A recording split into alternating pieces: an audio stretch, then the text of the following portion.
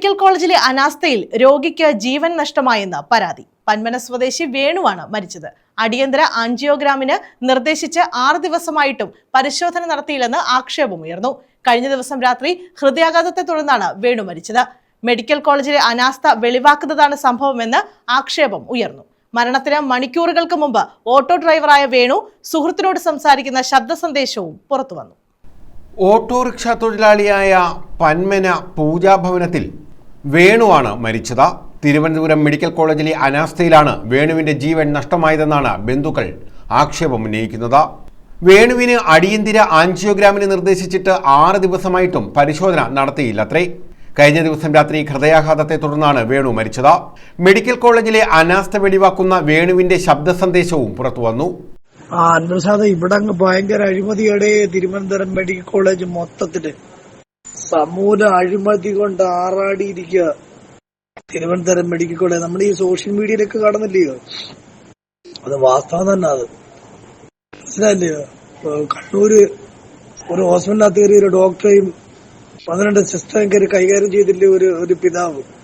അതൊക്കെ അവനവന്റെ മാനസിക ധർമ്മത്തിനനുസരിച്ച് ചെയ്തു പോകുന്നത്. അത് കറക്റ്റാണ്. കാരണം ആ രീതിയിൽ തിരുവനന്തപുരത്തോട് ചെയ്ത് വെക്കേണ്ടതായിട്ട് കൂടി കാര്യങ്ങൾ വന്നു ചേർന്നിരിക്കുക. ഒരു മനുഷ്യൻ വന്ന് എന്തെങ്കിലും ചോദിച്ചു കഴിഞ്ഞാൽ, ആ ഹോസ്പിറ്റലിനെ സംബന്ധിച്ച് എന്തെങ്കിലും ഡീറ്റെയിൽസോ എന്തെങ്കിലും അറിയേണ്ട കാര്യങ്ങൾ ചോദിച്ചു കഴിഞ്ഞാൽ ഒരക്ഷരം ശബ്ദിക്കത്തില്ല. ഒരക്ഷരം അവര് മറുപടി പറയത്തില്ല. നമ്മള് യൂണിഫോം ഇട്ടിരിക്കുന്ന ഒരാളിനോട് നമ്മുടെ ഒരു കാര്യം നമ്മൾ അറിയാൻ വേണ്ടി ചോദിച്ചാല് നായക നോക്കുന്ന കണ്ണുകൊണ്ട് പോലെ അവർ നോക്കാൻ ശ്രമിക്കത്തില്ല. ഒന്ന് തിരിഞ്ഞു പോലെ നോക്കത്തില്ല. ഒരു മറുപടി പിന്നീടാകട്ടെ പറയത്ത് പോലുമില്ല. ഇവിടെ കൈക്കൂലിയുടെ ഏറ്റവും വലിയ ബഹളം. ഞാന് ഈ ആശുപത്രിയിൽ ഞാൻ ഇവിടെ വന്നിട്ട് വെള്ളിയാഴ്ച രാത്രി ഞാനിവിടെ വന്ന എമർജൻസി ആൻജിയോഗ്രാം ചെയ്യുന്നതിന് വേണ്ടിയിട്ട്. മനസ്സിലായില്ലേ? മരണത്തിന് മണിക്കൂറുകൾക്ക് മുമ്പ് ഓട്ടോറിക്ഷ ഡ്രൈവറായ വേണു സുഹൃത്തിനോട് സംസാരിക്കുന്ന ശബ്ദ സന്ദേശമാണ് പുറത്തു വന്നത്. കഴിഞ്ഞ ബുധനാഴ്ചയാണ് ഓട്ടോ ഡ്രൈവറായ വേണുവിന് നെഞ്ചുവേദന അനുഭവപ്പെട്ടത്.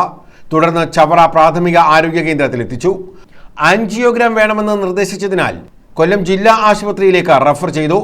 ജില്ലാ ആശുപത്രിയിൽ പ്രവേശിപ്പിച്ചു. അവിടെ നിന്നാണ് അടിയന്തരമായി ആൻജിയോഗ്രാം തുടർ ചികിത്സയ്ക്കായി തിരുവനന്തപുരം മെഡിക്കൽ കോളേജ് ആശുപത്രിയിലേക്ക് കൊണ്ടുപോയത്. എന്നാൽ 6 ദിവസം കഴിഞ്ഞിട്ടും ആൻജിയോഗ്രാം ചെയ്യാൻ മെഡിക്കൽ കോളേജിൽ നിന്ന് തീയതി നൽകിയില്ല എന്നാണ് വേണുവിന്റെ ശബ്ദ സന്ദേശത്തിൽ പറയുന്നത്. വെള്ളിയാഴ്ച മാത്രമാണ് ആൻജിയോഗ്രാം ചെയ്യാൻ കഴിയുക എന്നുള്ള നിർദ്ദേശം കൂടി ആശുപത്രി അധികൃതരുടെ ഭാഗത്തു നിന്ന് ഉണ്ടാവുകയും ചെയ്തു. ഈ സോഷ്യൽ മീഡിയയിൽ പ്രചരിക്കുന്ന വോയിസ് കോൾ എൻ്റെ ചേട്ടൻ്റെ തന്നെയാണ്. ഈ ഹോസ്പിറ്റലിലെ ഒരു അനാസ്ഥയാണ് ഈ മരണത്തിന് കാരണം. അത് നമ്മളവിടെ ചെന്നപ്പോൾ തന്നെ നമുക്കത് മനസ്സിലായതാണ്. ഇവർ അന്ന് വെള്ളിയാഴ്ച വൈകുന്നേരം കൊണ്ടുപോയ എമർജൻസി പേഷ്യൻ്റ് എന്ന് പറഞ്ഞ് ചെന്നതാണ്. അവർ ഇതുവരെ 5 ദിവസം വരെ അവിടെ ഇട്ടിരുന്നിട്ട് നോക്കാത്തത് കൊണ്ടാണ് അയാൾ ഇത്രയും ആ വോയിസ് മെസ്സേജ് ഇടേണ്ട കാര്യം വന്നത്. അത് നമ്മുടെ ഹോസ്പിറ്റലിൻ്റെ അനാസ്ഥയാണ്. അത് അന്വേഷിക്കണം. അത് മന്ത്രിതലത്തിലായാലും ആരോഗ്യമന്ത്രിയായാലും മുഖ്യമന്ത്രിയായാലും അത് അന്വേഷിച്ച് കണ്ടെത്തണം. കഴിഞ്ഞ രാത്രി 9 മണിയോടെ ഗുരുതരാവസ്ഥയിലായി വേണു ഹൃദയാഘാതത്തെ തുടർന്നാണ് മരിച്ചത്. കുടുംബത്തിന്റെ ഏക അത്താണിയായിരുന്നു വേണു. വേണുവിനെ വലിയ തുക നൽകി ചികിത്സിപ്പിക്കാൻ പണമില്ലാത്തത് കൊണ്ടാണ് സർക്കാർ ആശുപത്രിയിൽ പ്രവേശിപ്പിച്ചതെന്ന് ബന്ധുക്കൾ ഉൾപ്പെടെ പ്രതികരിച്ചു. തലവേദന കാരണം വേണോട് എന്തോ അവിടെ കിടന്ന് ഭയങ്കരമായിട്ട് ബഹളം വെച്ച് ഞാൻ ചെന്നിട്ട് സിസ്റ്ററെ ചെന്ന് വിളിച്ചപ്പോൾ അവർ പറഞ്ഞു വേദനയ്ക്ക് ഞങ്ങൾക്ക് ഗുളിക തരാൻ പറ്റൂല എന്ന് പറഞ്ഞു. ഞാൻ വീണ്ടും തിരിച്ച് വാർഡിൽ വന്നപ്പോഴത്തേക്ക് വേറൊരു ഡോക്ടർ ഒരു പേഷ്യൻറ്റിനെ അവിടെ നോക്കുന്നുണ്ടായിരുന്നു. അങ്ങനെ ഞാൻ അന്ന് വേണോടും പറഞ്ഞു അത് ഡോക്ടറല്ലേന്ന് പറഞ്ഞു. ചെന്നിട്ട് വേണോടും പറഞ്ഞു ഡോക്ടർ എനിക്ക് ഭയങ്കര തലവേദന, എൻ്റെ ഡോക്ടർ ഇവിടെ ഇല്ല, എന്തെങ്കിലും ഒന്ന് ചെയ്യാമെന്ന് ചോദിച്ചപ്പോൾ ആ ഡോക്ടർ പറഞ്ഞു ഇത് നിങ്ങൾ എൻ്റെ പേഷ്യൻ്റ് അല്ല, എനിക്ക് നോക്കാൻ പറ്റത്തില്ല. അന്നേരം വേണോട് അവിടെ ഷൗട്ട് ചെയ്ത് ഒരു ഡോക്ടർക്ക് ഒരു സാധാ തലവേദന വന്നാൽ ഗുളിക തരാൻ പറ്റത്തില്ല, പിന്നെ നിങ്ങൾ എന്തിനാണ് ഈ പഠിക്കുന്നത് എന്ന് പറഞ്ഞുകൊണ്ട് ഒത്തിരി വഴക്ക് പറഞ്ഞു. ചീത്തയൊന്നും വിളിച്ചില്ല, നല്ല വഴക്ക് പറഞ്ഞു. എന്നിട്ട് പറഞ്ഞ സമയത്ത് കുറേ ഡോക്ടർമാർ വന്നങ്ങ് നോക്കിയിട്ട് പോകും, പിന്നെ അവരുടെ കാര്യം അന്വേഷിക്കത്തില്ല എന്ന് പറഞ്ഞപ്പോഴത്തേക്ക് ആ ഡോക്ടർ പറഞ്ഞ് ഞാൻ ചെന്നെല്ലാം പറഞ്ഞേക്കാന്ന് പറഞ്ഞ്.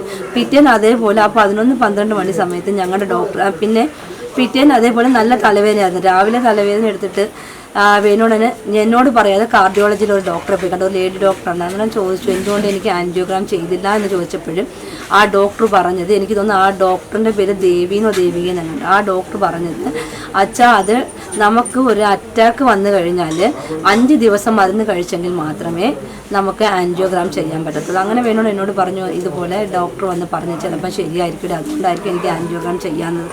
സ്വകാര്യ സ്കൂൾ അധ്യാപിക സിന്ധുവാണ് ഭാര്യ. പൂജ, ഗംഗ എന്നിവർ മക്കളാണ്. ഞാനാ ചെന്ന് അവിടെ കയറുന്നത്. കയറിയപ്പം അവരെ കൂടെ വന്നയാന്ന് ചോദിച്ച്. അപ്പം ഞാൻ പറഞ്ഞു അവരവിടെ വന്നയാന്ന് പറഞ്ഞു. അവരവിടെ വന്നതെന്ന് പറഞ്ഞ് അന്നേരം ഇയാൾ അകത്തോട്ട് വാന്ന് പറഞ്ഞ് എന്നെ അകത്തോട്ട് വിളിച്ചു. അകത്തോട്ട് വിളിച്ചിട്ട് എൻ്റെ അടുത്ത് കാര്യങ്ങൾ ചോദിച്ചു. ഞാൻ പറഞ്ഞ അടുത്ത വീട്ടിലുള്ള ആളാണെന്ന് പറഞ്ഞു. അടുത്ത വീട്ടിലുള്ള ആളാന്ന് പറഞ്ഞപ്പം പുള്ളിക്കാരൻ മരിച്ചെന്ന് പറഞ്ഞു. ഞാൻ പറഞ്ഞു അതെന്തോ സംഭവിച്ചാന്ന് ചോദിച്ചു. എന്തോ സംഭവിച്ചാന്ന് ചോദിച്ചപ്പം അവർ പറഞ്ഞത് 7 മണിയായപ്പോഴത്തേക്ക് ഒരു ശ്വാസം മുട്ടൽ പോലെ വന്ന് ഞങ്ങൾ വെന്റിലേറ്ററിൽ കയറ്റി. കുറച്ച് സമയം കഴിഞ്ഞപ്പോഴത്തേക്ക് പിന്നെ നമുക്ക് രക്ഷപ്പെടാൻ പറ്റിയില്ലെന്നാണ് അവർ പറഞ്ഞത്. News bureau, Chavara.